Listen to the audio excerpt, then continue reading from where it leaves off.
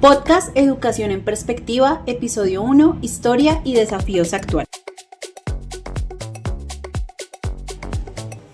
Hola a todos, bienvenidos a Educación en Perspectiva, el podcast donde exploraremos la historia y los desafíos actuales del mundo educativo.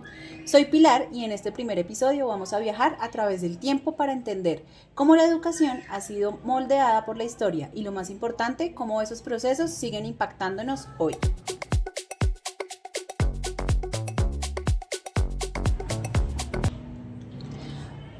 La educación y el poder, una relación histórica. Para empezar, pensemos en algo. ¿Quién controla la educación? ¿Quién decide qué se enseña y cómo se enseña? Si miramos la historia, nos damos cuenta de que la educación ha sido un instrumento clave del poder. En Iberoamérica, por ejemplo, la educación ha sido influenciada por modelos europeos desde la época colonial. En Colombia, específicamente, la educación ha sido un campo de batalla entre sectores religiosos, políticos y económicos. Durante siglos, la Iglesia Católica tuvo un control casi absoluto de la enseñanza, estableciendo universidades y colegios confesionales. Yo les pregunto, ¿creen que hoy en día la educación sigue siendo un reflejo del poder o se ha convertido en una herramienta de transformación?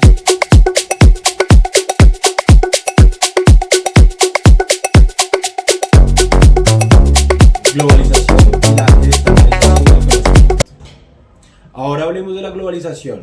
Hoy en día, organismos como la OCDE, Organización para la Cooperación y el Desarrollo Económico, o el Banco Mundial influyen en los sistemas educativos de muchos países. Se habla de estándares internacionales, de competencias globales, de evaluaciones masivas como PISA. Pero aquí viene el dilema. ¿Realmente estos modelos encajan en todas las realidades?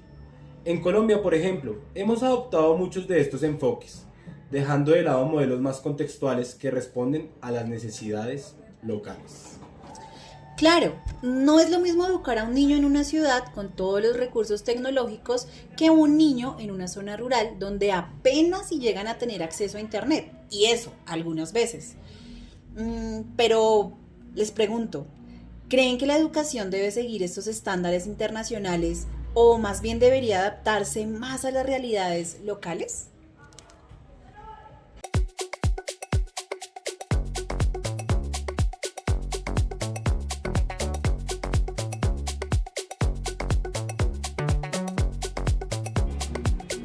Educación crítica y resistencia. Aquí entra un tema que seguro te va a interesar, la pedagogía crítica. Esta idea, impulsada por pensadores como Paulo Freire, plantea que la educación no solo debe transmitir conocimiento, sino también ayudar a transformar la realidad. En América Latina, esta idea ha sido clave en movimientos sociales y en la lucha por una educación más equitativa. Sin embargo, sigue habiendo una fuerte tensión entre este enfoque y un modelo educativo que prioriza la productividad y la empleabilidad sobre la reflexión crítica. Exacto, tienes toda la razón. Es como si la educación estuviera más enfocada en formar empleados que en formar ciudadanos críticos. Y ahí es donde estamos fallando. Pregunta para todos. ¿Sienten que la educación se ha preparado para cuestionar el mundo o solo para adaptarse a él?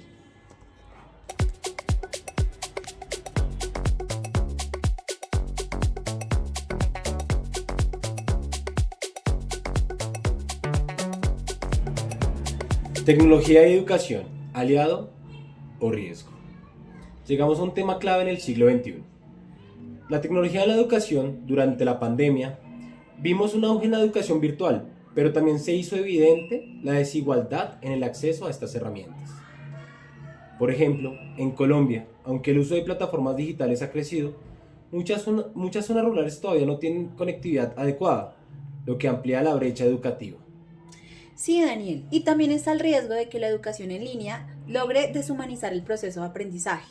No es lo mismo tener una clase con un profesor explicando, debatiendo en el aula, que de pronto ver un video pregrabado sin ningún tipo de interacción. Y entonces les preguntamos, ¿cómo ven ustedes el futuro de la educación? ¿Será más virtual o seguiremos valorando la enseñanza presencial?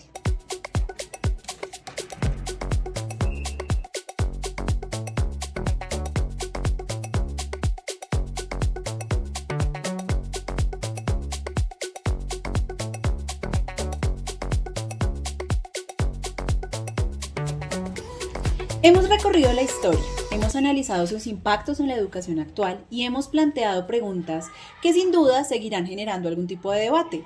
Lo cierto, Daniel, es que la educación siempre ha sido un reflejo de las estructuras del poder, de las transformaciones sociales y de los avances tecnológicos. El reto aquí es asegurarnos de que realmente sirva para formar ciudadanos críticos y no solo para adaptarnos a lo que el sistema nos exige. Totalmente. Es momento de cuestionar qué tipo de educación queremos y qué cambios podemos impulsar. ¿Qué opinan de todo esto? Escríbanos a nuestras redes sociales con el hashtag Educación en Perspectiva y cuéntenos la visión sobre el futuro de la educación.